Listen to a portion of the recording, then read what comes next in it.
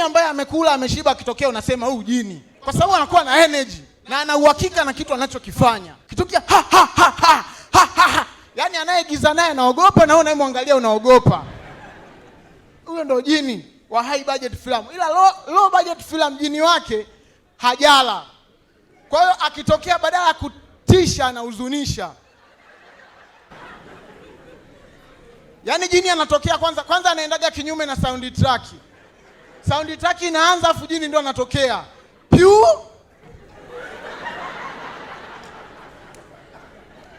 Ha ha ha ha. Ha ha ha ha. Script ilikuwa inasema jini atamtokea mtu ambaye amekula akaacha nyama ya kuku juu, afu akawa amepitiwa na usingizi. Jini ana njaa, ni kama yupo anajaribiwa. Anasahau script, maskini ya Mungu. Ha ha ha ha.